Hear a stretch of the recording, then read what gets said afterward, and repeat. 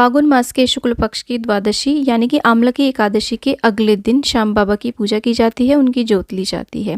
ये जोत शाम के समय जगाई जाती है, तो शाम के समय स्नान आदि करके शुद्ध हो जाए, पूरे परिवार सहित आप इस पूजन को करें।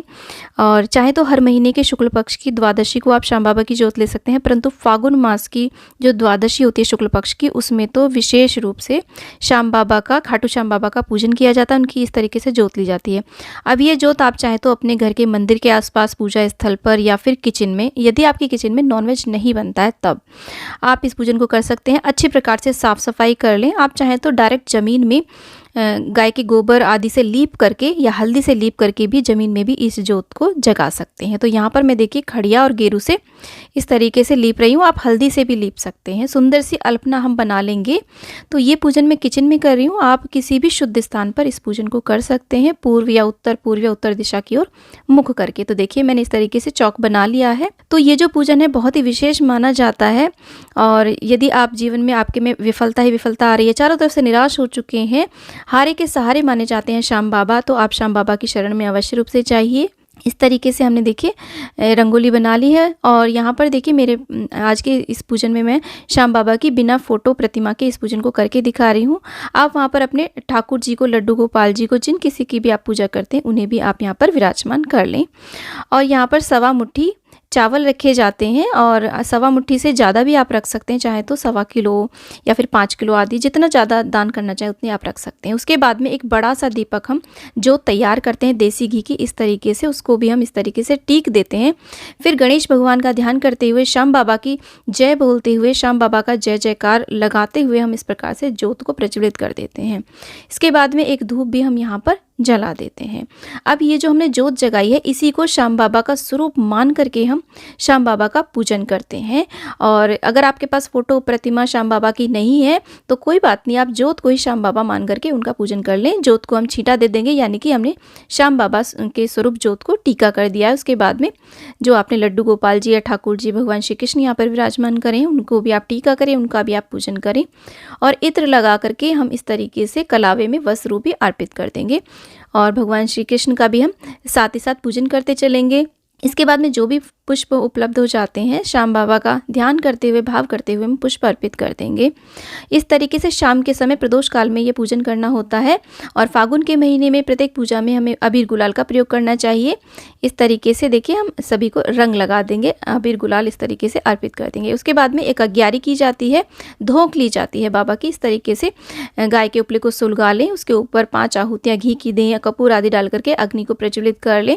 और उसके बाद में यहाँ पर मैं अक्षत की आहुतियाँ दे रही हूँ, और उसके बाद में पुष्प हम अर्पित कर देंगे अग्निदेव को। इस तरीके से आवाहन कर लेंगे। और यहाँ पर हम एक भेंट भी अर्पित करते हैं श्याम बाबा को। इस प्रकार से एक नारियल लेते हैं, जटा वाला, पानी वाला, और कुछ दक्षिणा रख करके भेंट स्वरूप अर्पित करते हैं। बाद में इस नारियल को दान कर दिया जाता है और दक्षिणा भी दान कर दी जाती है। उसके साथ में भोग प्रसाद में देखिए श्याम बाबा को खीर का, चूरमे का और कच्चे दूध का, मीठे कच्चे दूध का और पंचमेवा का भोग विशेष रूप से लगाया जाता है।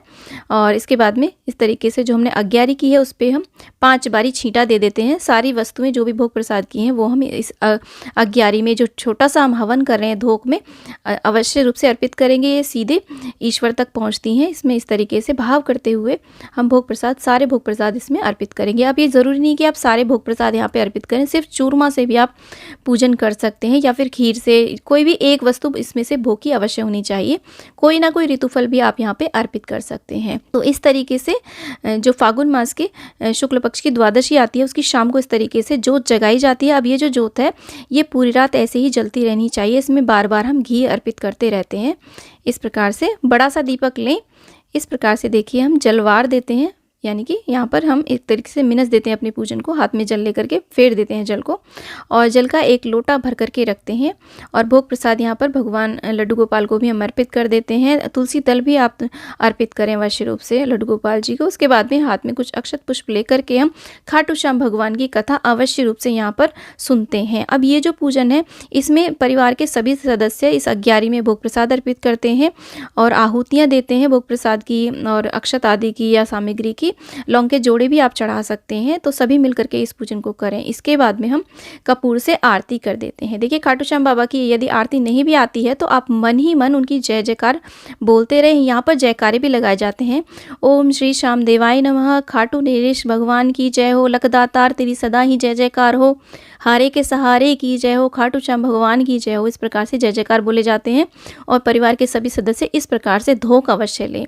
हाथ फेर करके अग्नि के ऊपर सर से लेकर नीचे तक अपने ऊपर इस तरीके से इस धोक को अवश्य रूप से। अब यहाँ पर जो हमने ज्योत प्रज्वलित करी है, ये ज्योत पूरी रात प्रज्वलित रहेगी, जलती रहेगी। और अगर आप चाहें तो यहाँ पर बैठ करके श्याम बाबा का नाम का संकीर्तन भी कर सकते हैं। रात्रि जागरण करना बहुत ही मंगलकारी रहता है। इस रात्रि में अगर रात्रि जागरण नहीं भी कर पा रहे हैं तो ये दीपक पूरी रात्रि जलते रहना चाहिए। और ये जो चौकी है ये अगले दिन सुबह को हटाई जाती है। अब इस दिन व्रत रखना कोई ऐसा ज़रूरी नहीं है। पहले दिन एकादशी होती है, ज़्यादातर लोगों का व्रत होता है। तो आप पहले दिन यदि व्रत करते हैं तो अगले दिन शुद्ध सात्विक रहते हुए शाम को स्नान करके शुद्ध होकर के आप इस पूजन को कर सकते हैं। इस ज्योत को आप ले सकते हैं। और अगले दिन इस चौकी को हटाया जाएगा। जो भी भोग प्रसाद है उसको तो हम थोड़ी देर बाद ही हटा करके वितरित करके खा लेते हैं। अगले दिन नारियल दक्षिणा आदि और ये जो चावल हैं ये सब कुछ दान कर दिए जाते हैं। तो इस तरीके से देखिए खाटू श्याम बाबा जो हैं कलयुग के ऐसे देवता हैं जो कि शीघ्र ही प्रसन्न होकर के मनवांचित फल देने वाले होते हैं। जो भी जीवन में निराश हो चुके हैं, हर तरफ से हार चुके हैं, उनका एकमात्र सहारा खाटू श्याम बाबा होते हैं। तो हमें सच्चे हृदय से खाटू श्याम बाबा की प्रार्थना करनी चाहिए, उन्हें पुकारना चाहिए। इस प्रकार से श्याम बाबा की जोत अवश्य रूप से लेनी चाहिए। तो वीडियो यदि अच्छी लगे तो वीडियो को लाइक शेयर, चैनल को जरूर सब्सक्राइब करें। कमेंट बॉक्स में खाटू श्याम बाबा की जय आप अवश्य लिखें। राधे राधे।